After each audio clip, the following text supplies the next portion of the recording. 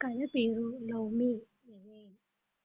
సాయంత్రం 6 గంటలు. ఇంటి ముందు రంగురంగుల ముగ్గులు, గుమ్మానికి మామిడి తోరణాలు, లోపల బంధువుల సందడి. ఆ ఇల్లు మొత్తం పెళ్లి కలతో నిండిపోయింది. ఆ ఇంట్లో అందరూ హడావిడిగా తిరుగుతుంటే ఒక గదిలో మాత్రం మేఘ ఒంటరిగా కూర్చుని తన చేతుల మీద ఉన్న గోరింటాకును చూస్తూ ఉంది. పెళ్లి రోజు అంటే చిన్నప్పటి నుండి ఎన్నో కలలు కనింది. కానీ ఈరోజు తనకి పెళ్లి జరగబోతున్న వ్యక్తిని గురించి పూర్తిగా తెలియదు. అతని పేరు ఆదిత్య. అతని గురించి తెలిసింది కూడా పెద్దలు చెప్పిన మాటలే. మంచి కుటుంబం, మంచి ఉద్యోగం, బాధ్యత ఉన్న అబ్బాయి అని అంతే. మేఘ, ఇంకా ఎంతసేపు అక్కడే కూర్చుంటావమ్మా? పెళ్లి కూతురిని తీసుకురమ్మంటున్నారు అంటూ ఆమె అక్క లోపలికి వచ్చింది. మేఘ చిన్నగా నవ్వింది. అక్క, నాకు కొంచెం టెన్షన్గా ఉంది. అది సహజమే. కానీ ఒకటి గుర్తుపెట్టుకో, పెళ్లి అంటే మొదటి రోజు ప్రేమ పుట్టాల్సిన అవసరం లేదు. ముందు ఒకరినొకరు అర్థం చేసుకోండి, మిగతాది నెమ్మదిగా వస్తుంది.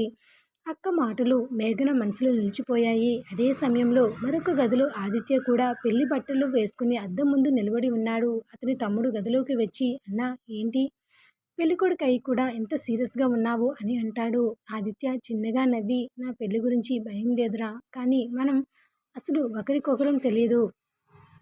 ఆమెకు నా వల్ల ఎలాంటి ఇబ్బంది రాకూడదనే నా ఆలోచన అంటాడు. అంటే మొదటి రోజే భార్య గురించి ఇంతగా ఆలోచిస్తున్నావా అంటూ తమ్ముడు ఆట పట్టిస్తాడు.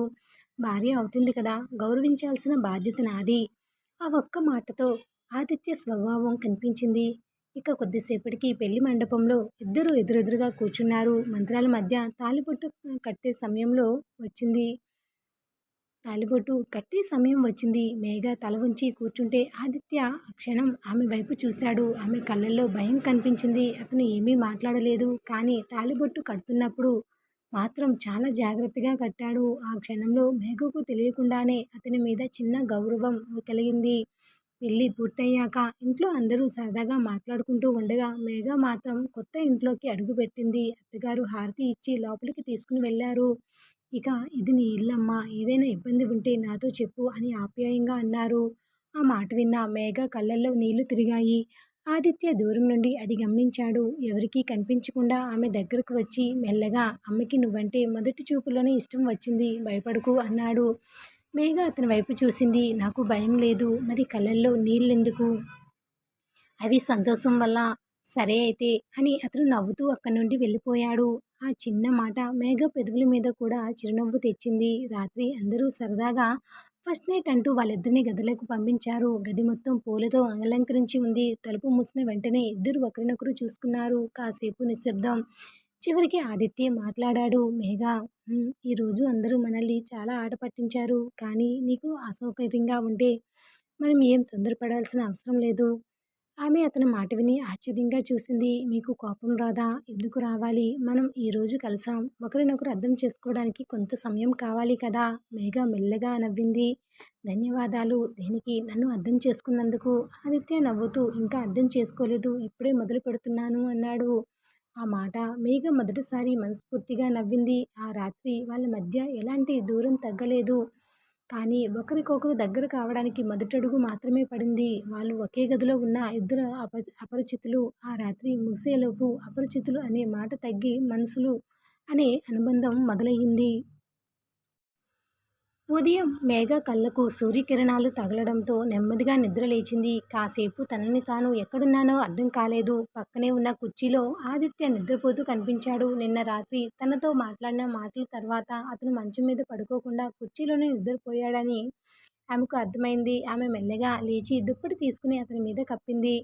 అతని కదిలినట్టుగా అనిపించడంతో వెంటనే వెనక్కి తిరిగి చూసింది. ఆదిత్య ఇంకా నిద్రలోనే ఉన్నాడు. మేఘ చిన్నగా నవ్వుకుని బయటికి వెళ్ళిపోయింది.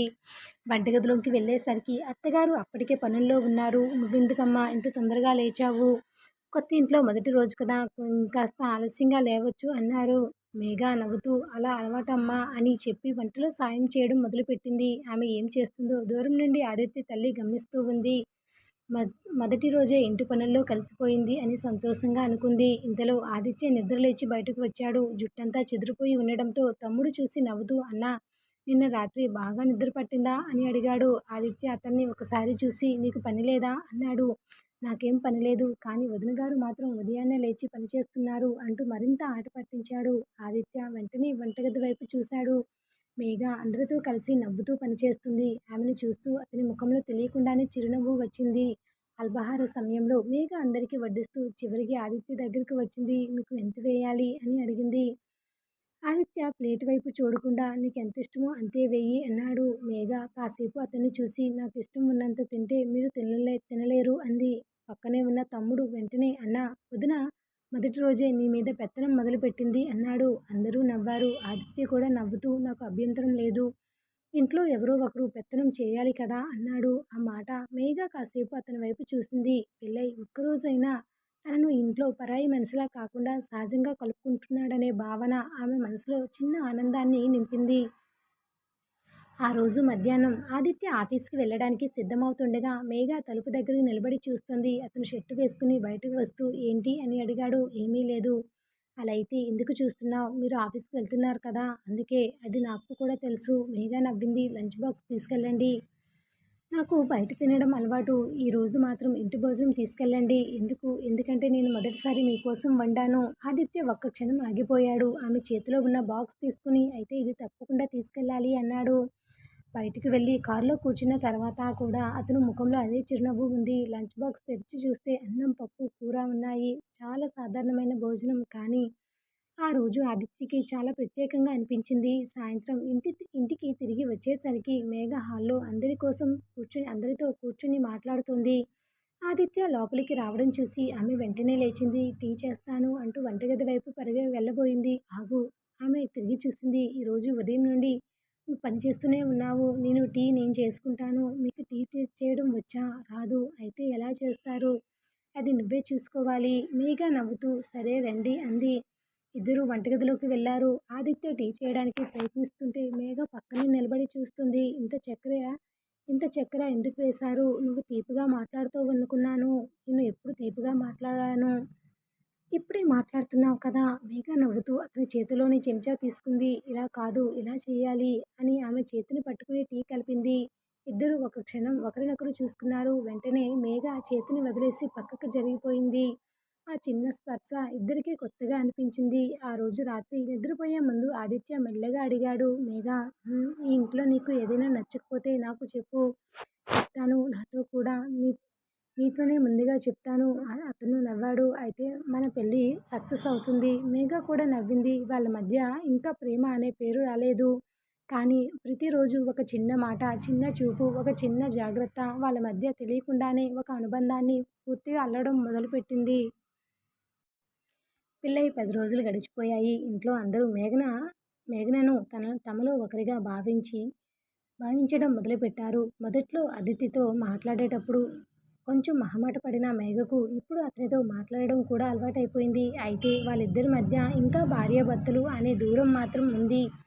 ఒకరి మనసులో ఏముందో మరొకరికి పూర్తిగా తెలియదు. కానీ ఆ దూరం రోజురోజుకి కొంచెం కొంచెం తగ్గుతోంది. ఆదిత్యకి ఉదయం లేవగానే టీ కావాలి. మొదట్లో మేఘనకు అది తెలియదు. ఒకరోజు అతను వంటగదిలో వచ్చి టీ కోసం చూస్తుంటే మేఘ నవ్వుతూ ఏమైంది అని అడిగింది. టీ కావాలి. చెప్పొచ్చు కదా.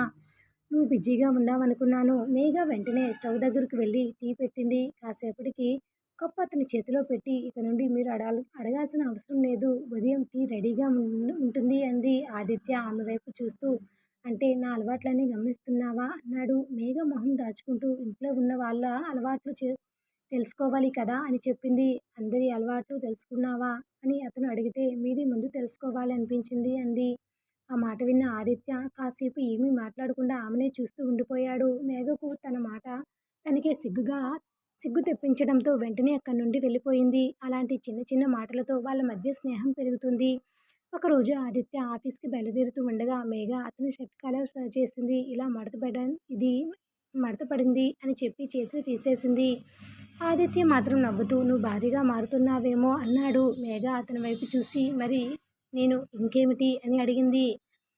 ఆదిత్య ఒక్కసారిగా మాట దొరకక నవ్వాడు. అది నాకు తెలుసు, మీకు తెలుసు, నాకు తెలియదా అంటూ ఆమె అల్లరిగా లోపలికి వెళ్ళిపోయింది. తలుపు దగ్గరికి వెళ్ళిన ఆదిత్య మాత్రం వెనక్కి తిరిగి ఆమెను చూసి నవ్వుకున్నాడు. ఈరోజు సాయంత్రం వర్షం పడుతుంది. ఆదిత్య ఆఫీస్ నుండి రావడం ఆలస్యమైంది. మేఘ హాల్లో కూర్చుని కిటికీ దగ్గర నిలబడి వర్షం చూస్తుంది. కారు బయట ఆగిన శబ్దం వినిపించగానే ఆమె తెలియకుండానే ముఖంలో చిరునవ్వు వచ్చింది. తలుపు తెరిచి ఆదిత్య లోపలికి రాగానే ఇంత తడిచిపోయారు అంటే వెంటనే టవల్ తీసుకొచ్చింది. చిన్న వర్షమే కదా! చిన్నదైనా తడిచారు కదా! అంటూ అతని తల తడవడం మొదలుపెట్టింది. ఆదిత్య ఒక్కసారిగా ఆమె చేతిని పట్టుకున్నాడు. మేఘ ఆగిపోయింది. ఏమైంది? అని అడిగింది. అతను మెల్లగా ఏమీ లేదు. నువ్విలా చూసుకుంటుంటే నాకు బాగుంది అన్నాడు.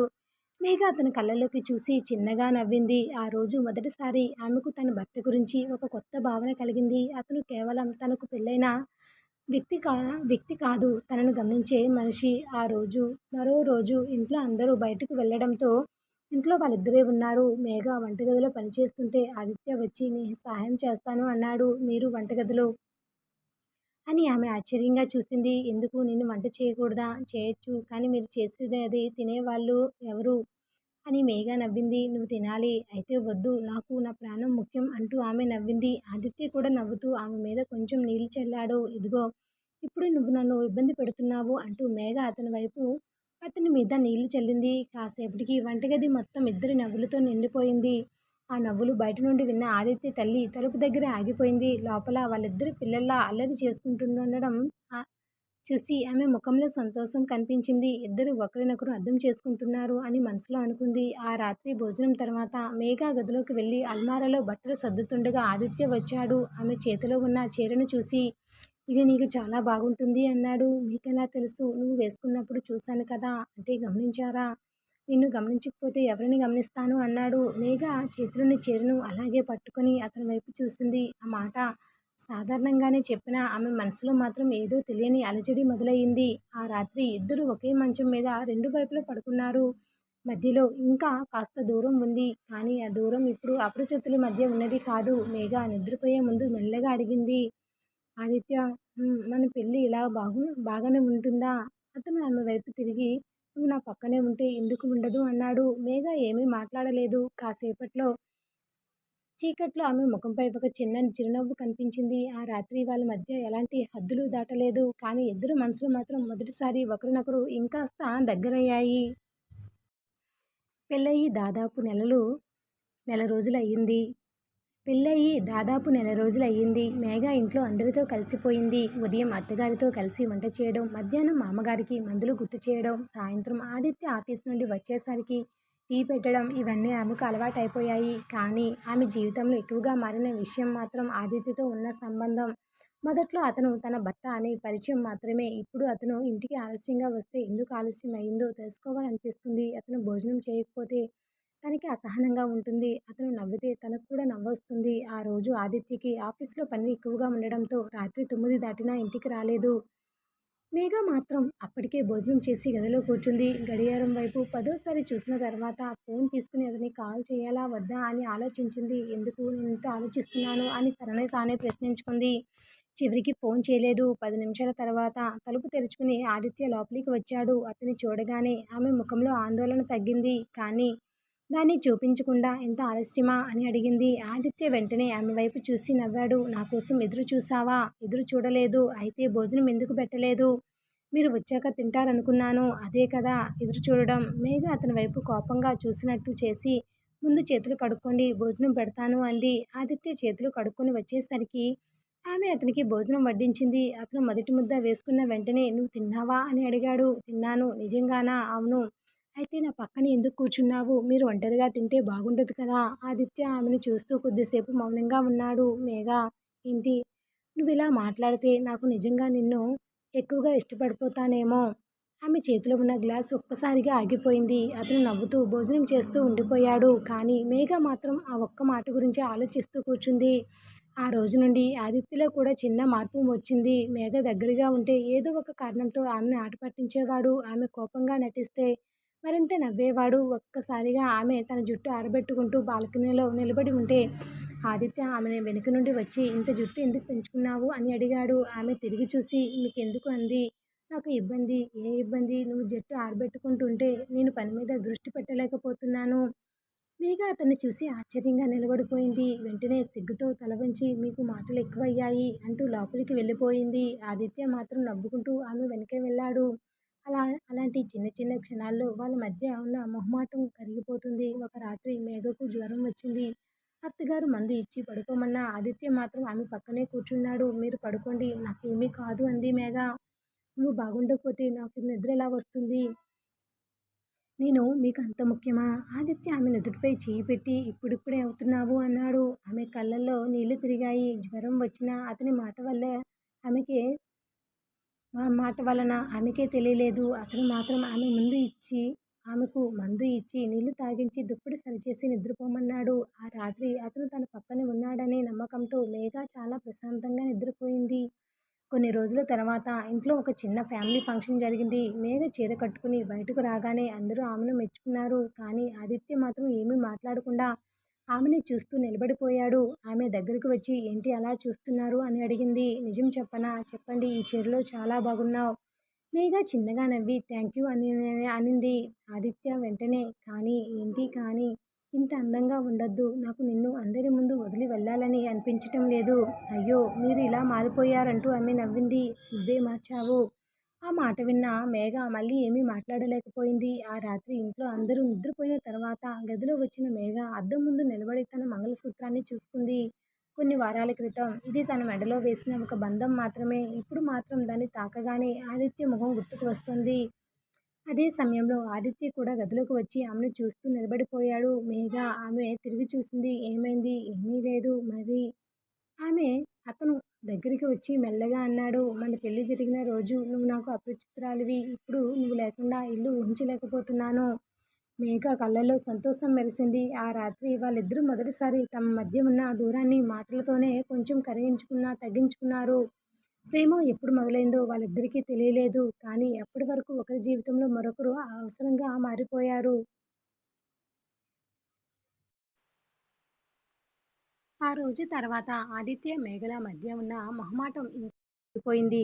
ఒకరి కోసం ఒకరు ఎదురు చూడడం, చిన్న విషయాలు కూడా ఒకరినొకరు వెతుక్కోవడం వాళ్ళకు తెలియకుండానే అలవాటైపోయింది. ఉదయం ఆదిత్య ఆఫీస్కి వెళ్లే ముందు మేఘ కనిపించకపోతే ఇంట్లోనే వెతికేవాడు. మేఘ కూడా అతను వెళ్ళిపోయాక కొంతసేపు తలుపు వైపు చూస్తూ ఉండేది.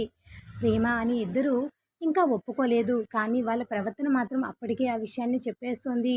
ఒకరోజు ఆదిత్యకి ఆఫీస్కి వెళ్ళాలని మనసు లేకపోయింది. ఉదయం నుండి మేఘ దగ్గర తిరుగుతున్నాడు. చివరికి ఆమెనే అడిగింది. ఈరోజుకి ఆఫీస్కి వెళ్ళాలి. మరి నువ్వేదైనా చెప్పి నన్ను ఆపుతావేమో అనుకుంటున్నా. మేఘ నవ్వుతూ నేనెందుకు ఆపాలి? నువ్వు ఆపితే ఉండిపోతాను. అయితే వెళ్ళకండి.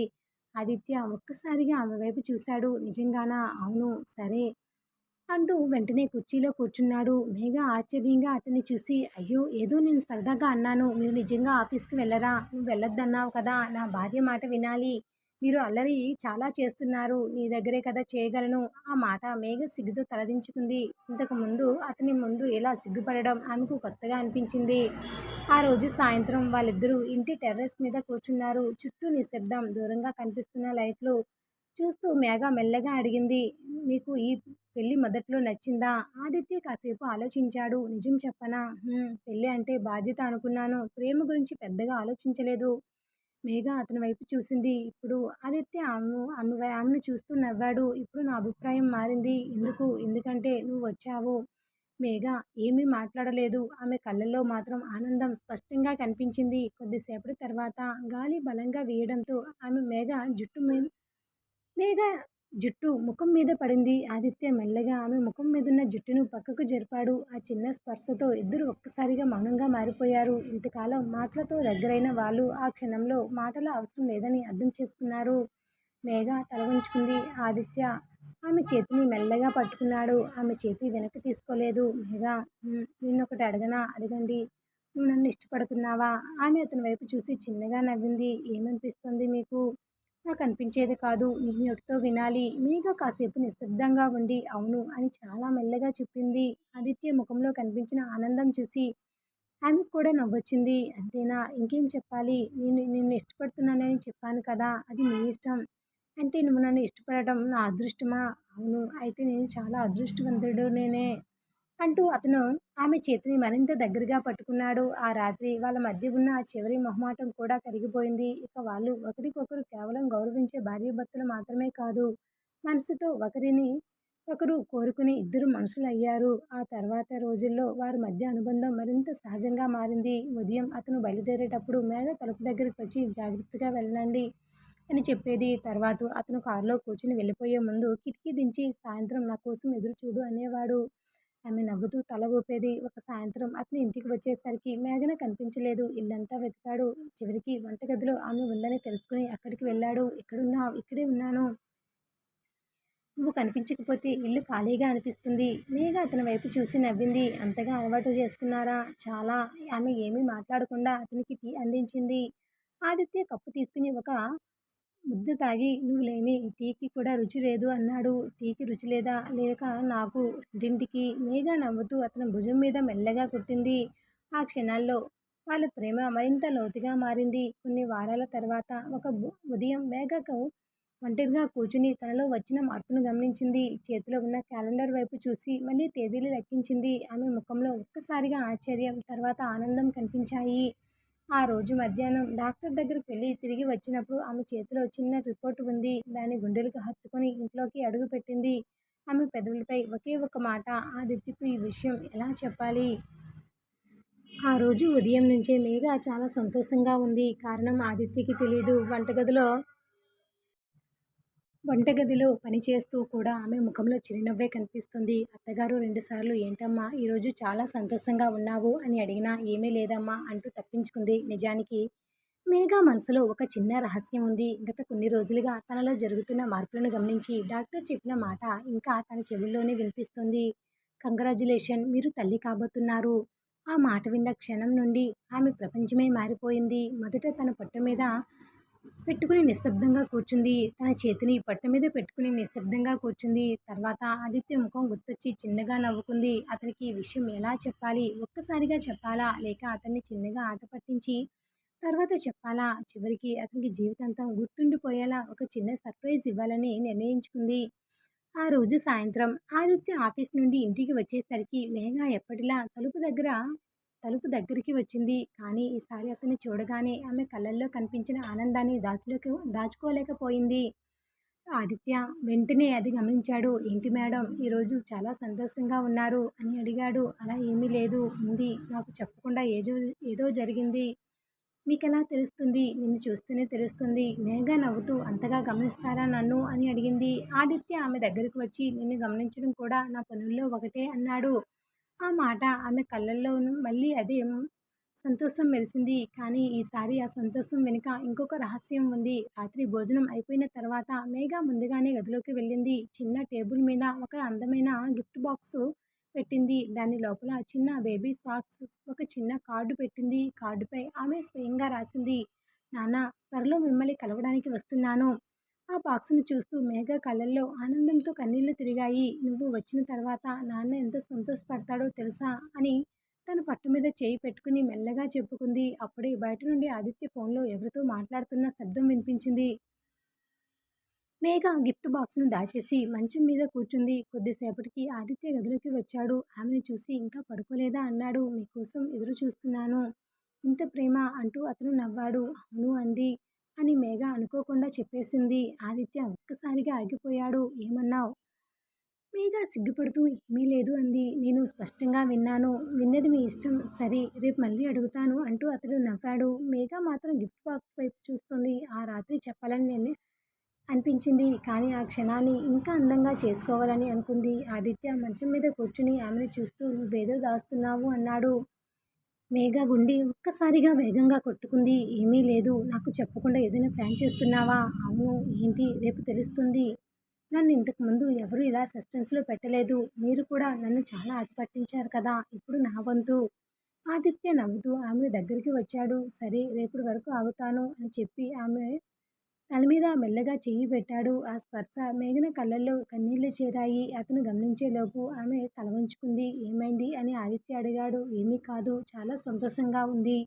అంత సంతోషం ఎందుకు? మేఘ అతని వైపు చూసింది. ఆ ఒక్క క్షణం రహస్యం చెప్పేయాలని అనిపించింది. మీరు తండ్రి కాబోతున్నారు అనే మాట పెదవుల వరకు వచ్చింది. కానీ ఆ మాట మళ్ళీ ఆపుకుంది. రేపు చెప్తాను అంటూ చిరునవ్వు నవ్వింది. ఆమెకు తెలియదు, తన జీవితంలో అత్యంత సంతోషకరమైన వార్తను భర్తకు చెప్పబోతున్న ఈ రాత్రి తర్వాత వారి జీవితంలో ఒక ఊహించిన తుఫాను రాబోతుందని. ఆ చిన్న గిఫ్ట్ బాక్స్ మాత్రం టేబుల్ మీదే ఉంది. దాని లోపల ఆ చిన్న సాక్స్లు ఒక తండ్రి చేతుల్లోకి చేరాల్సిన మొదటి ఆనందాన్ని కోసం ఎదురు చూస్తూ ఉన్నాయి.